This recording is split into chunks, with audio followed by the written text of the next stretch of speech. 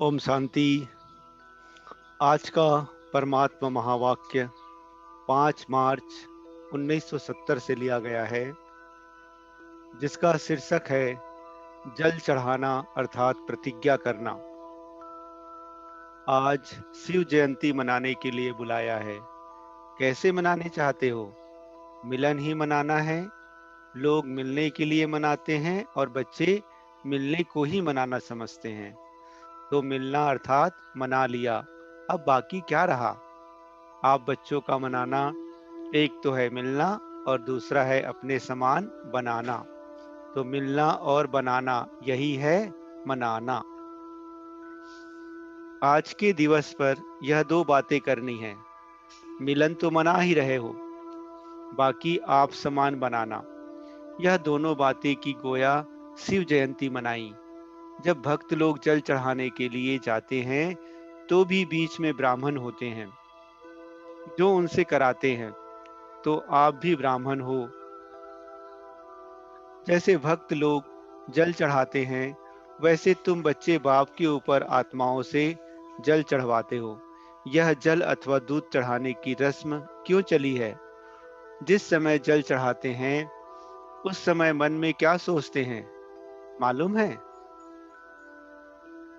जल व दूध जो चढ़ाते हैं उनका भावार्थ यह है, जब कोई भी प्रतिज्ञा करनी होती है तो हाथ में जल उठाते हैं। सूर्य को भी जल चढ़ाते हैं तो अंदर में प्रतिज्ञा करते हैं। तुम्हारे पास भी जब कोई आते हैं तो पहले पहले उन्हों से प्रतिज्ञा का जल लो।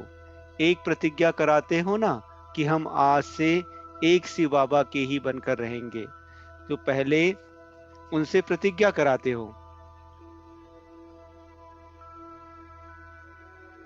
वह लोग भी अंदर में प्रतिज्ञा कर फिर स्वयं सम्मुख आकर देवताओं पर अर्पण होते हैं।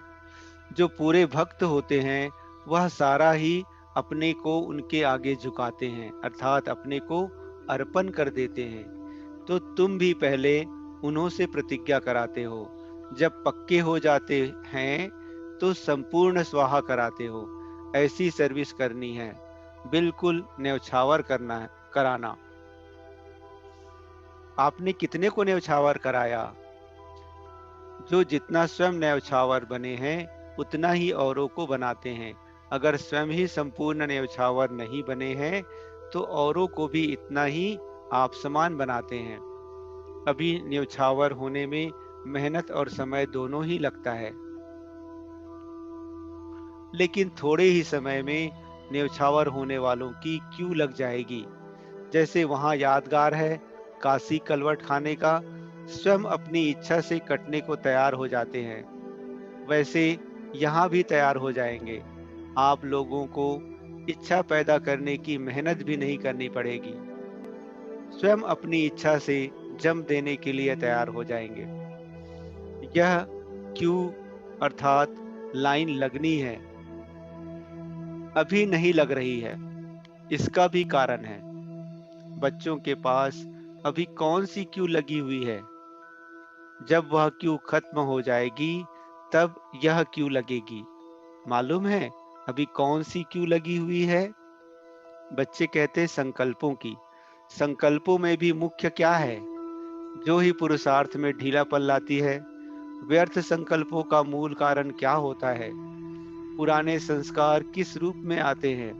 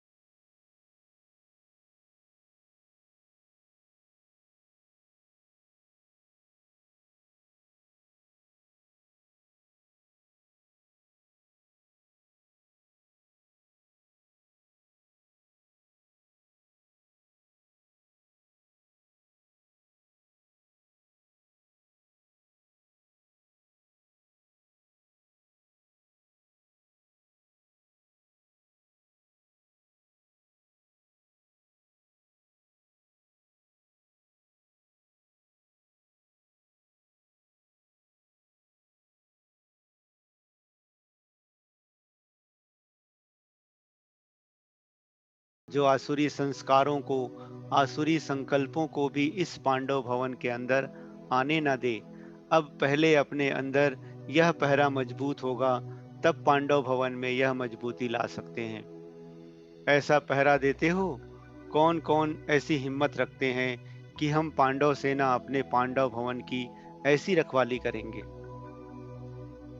ऐसी रखवाली अगर पांडव करते रहें तो फिर यह पांडव भवन एक जादू का घर हो जाएगा।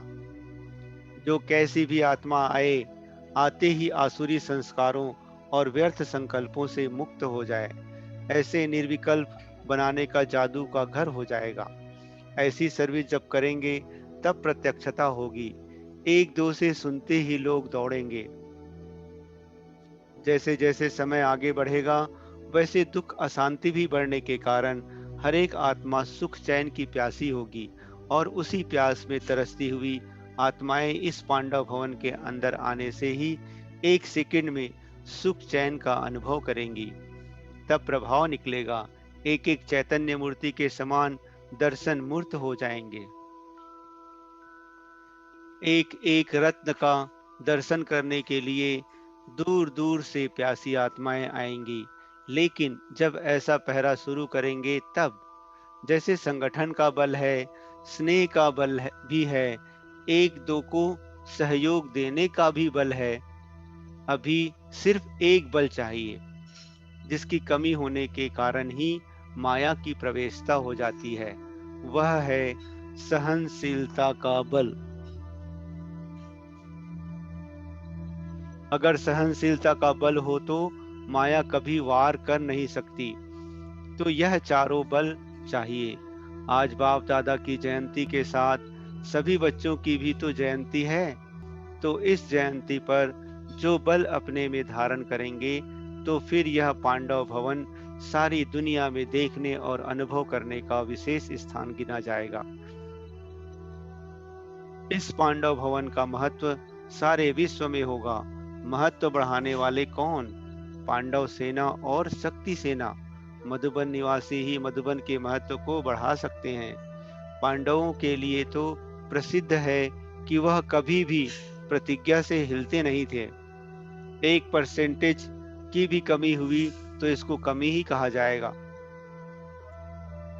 पांडव सेना को एग्जाम्पल बनना है, जो आप लोगों को देख औरों को भी प्रेरणा मिले। कोई भी मधुबन में आए तो यह विशेषता देखे कि यह सभी इतने अनेक होते हुए भी एक और एक की ही लगन में मगन है और एक रस स्थिति में स्थित हैं। जब ऐसा दृश्य देखेंगे तब प्रत्यक्षता की निशानी देखने में आएगी। आप सबकी प्रतिज्ञा ही प्रत्यक्षता को लाएगी। तो आज पहले प्रतिज्ञा का जल चढ़ाना है, फिर सौगात भी मिलेगी। प्रतिज्ञा की 3 लकीर दिखाते हैं। बेलपत्र भी जो चढ़ाते हैं वह भी 3 पत्तों का होता है। तो आज के दिन 3 प्रतिज्ञा कराई है।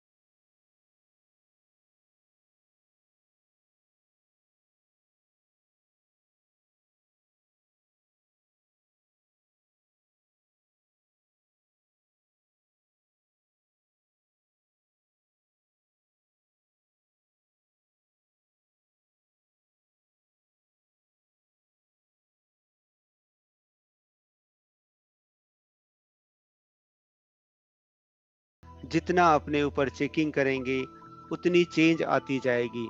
संकल्प, कर्म, समय, संस्कार, इन चारों के ऊपर चेकिंग करनी है। कदम कदम पर हर रोज कोई ना कोई सामने रख उसको प्रैक्टिकल में लाओ। अच्छा, ओम शांति।